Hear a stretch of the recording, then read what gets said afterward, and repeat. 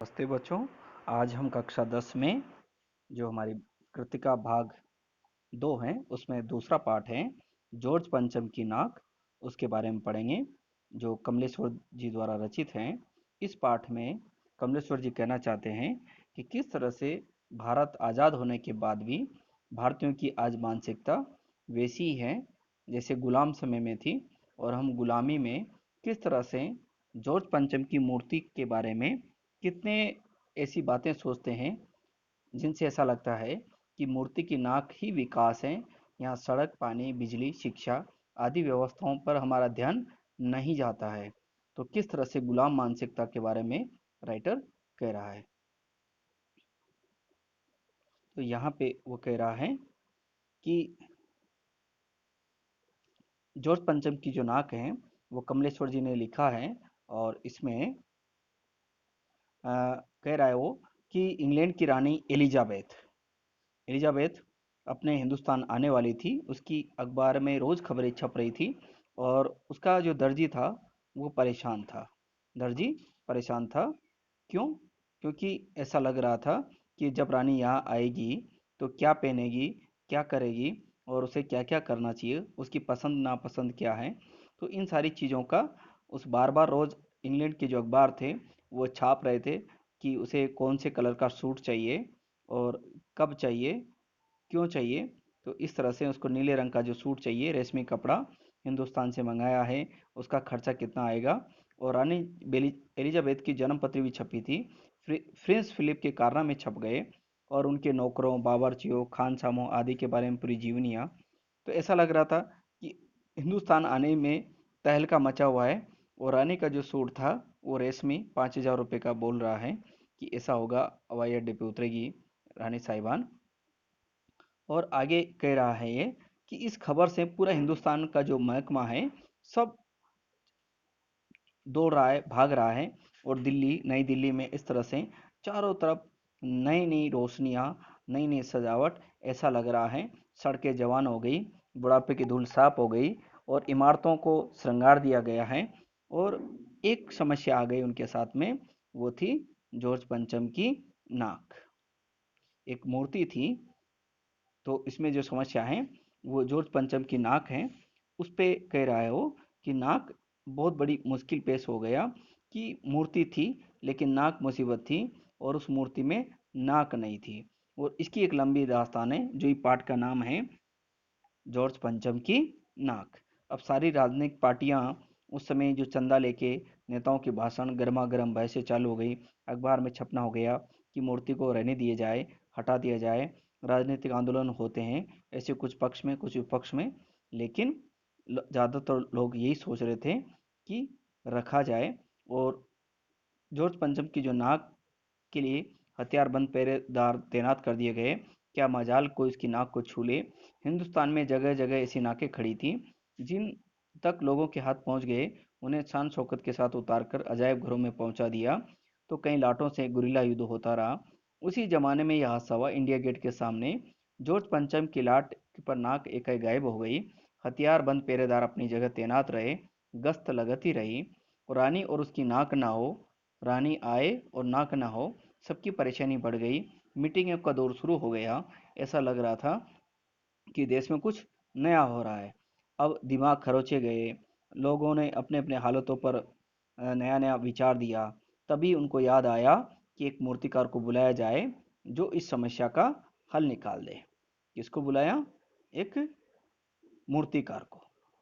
मूर्तिकार भी पैसे से बड़ा लाचार था। उसने सबके चेहरे देखे जो लटके हुए थे, उदास थे। ऐसा लग रहा था कि उनकी सबकी एक ही आवाज़ थी कि जॉर्ज पंचम की जो नाक है वो लगनी चाहिए। और मूर्तिकार ने बड़ा अच्छे से जवाब दिया, नाक लग जाएगी। मुझे मालूम होना चाहिए कि लाट कब और कहाँ से बनी है, मैं इसका पत्र कहाँ से आया है, तो उसको मैं खोज के सबको बताऊंगा। तो सबको शांति मिली। और उसने अपने फ़ोन लगाया कलर को, और फ़ोन करने पे पता चला कि फाइलों का काम चालू हो गया। पुरातत्व विभाग पे फाइलों को ढूंढा गया। क्लर्क ने लौटकर बताया कि मेरी तरफ से खफा, फाइलों में कुछ भी मिला नहीं है। ठीक है, फाइलों में कुछ मिला नहीं है। तो अब मैं क्या करूं? तो वो कह रहा है, किस तरह से वो बता रहा है कि फाइलें सब हजम कर गई। वो कह रहा है फाइलें सब हजम कर गई।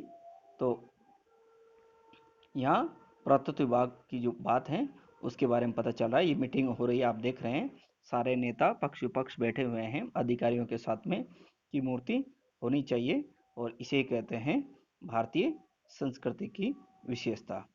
तो यहाँ नाक की चिंता,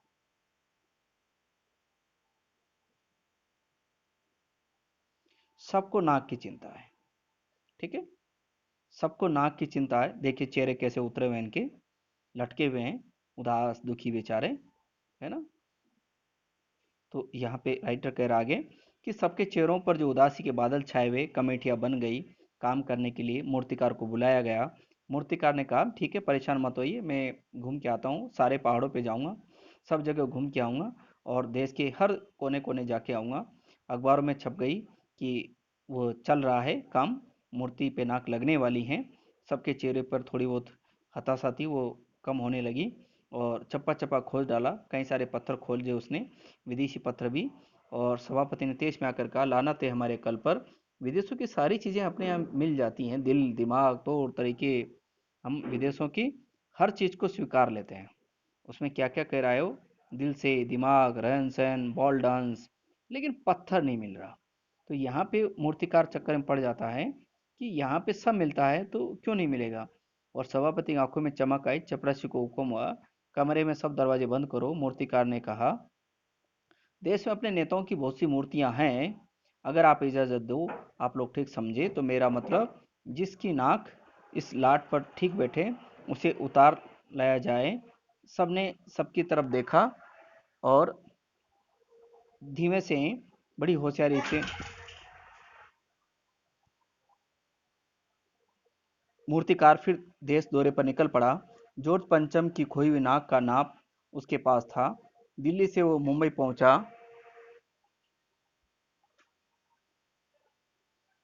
दादा भाई नौरोजी, गोखले, तिलक जी, शिवाजी, कावसी, जहांगीर, सबकी नाकें टटोली जो हमारे स्वतंत्रता संग्राम में उन्होंने विशेष योगदान दिया। वहाँ भी उसको नहीं मिली तो गुजरात की ओर भागा। गुजरात को आपको पता है गांधी जी प्रसिद्ध हैं, वहाँ गया। वहाँ से भी उसने सरदार वल्लभ भाई पटेल आदि की मूर्तियाँ देखी। फिर बंगाल गया।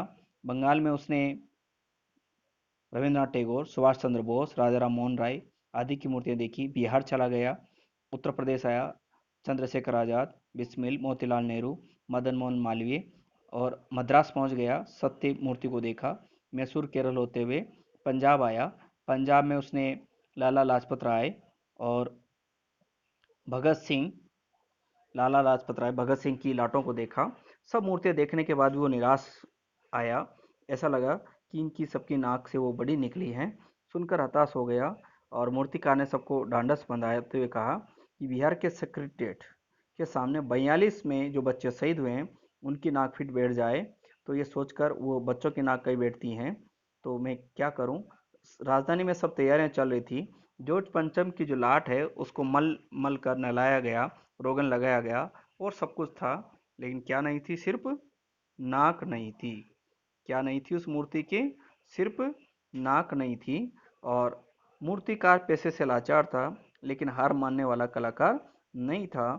हैरत अंगेज ख्याल उसके दिमाग में कौंधा। उसने फिर शर्त दोहराई। जिस कमरे में कमेटी हुई उसके दरवाजे बंद हुए। मूर्तिकार ने नई योजना पेश करते हुए कहा नाक लगना एकदम जरूरी है, इसलिए मेरी राय में 40 करोड़ में से किसी एक की जिंदा नाक लगा दो। मूर्तिकार क्या कह रहा है कि हम किसी भी एक जिंदा व्यक्ति की नाक लगा सकते हैं। सोचिए भारत में 40 करोड़ की आबादी का एक अनुमान है और एक मूर्ति के लिए नाक काटना कोई बड़ी बात नहीं है। तो किस तरह से भारत के जो नेतागण हैं किस तरह से हमारे देश के बारे में सोचते होंगे, इसका नमूना है।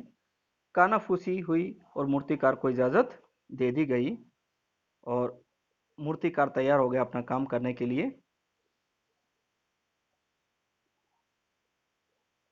देख रहे हैं मीटिंग पे मीटिंग हो रही है, तो इस तरह से मीटिंगें चल रही है।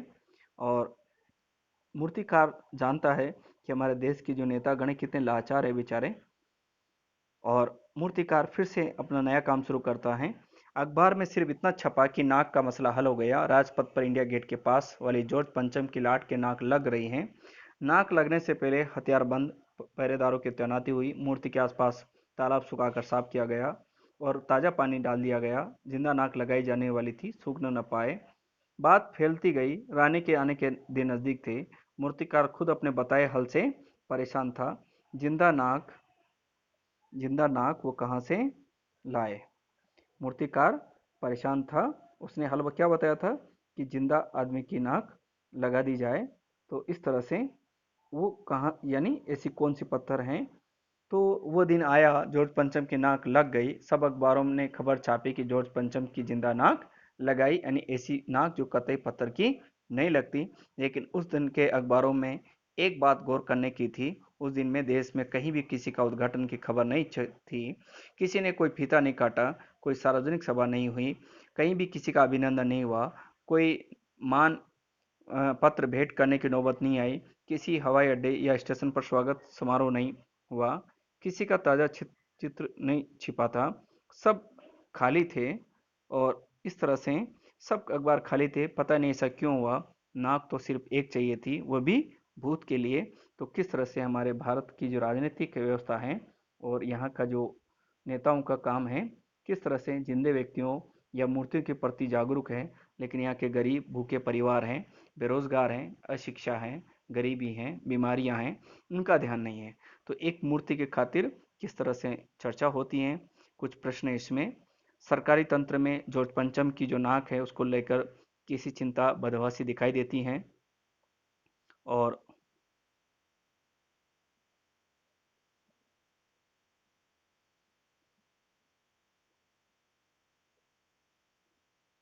देखिए चिंता चेहरे पे कैसे दिखाई दे रही है नेताओं के। तो ये आपने पाठ में पढ़ा। आगे हम इसको प्रश्नोत्तर में अभ्यास करेंगे।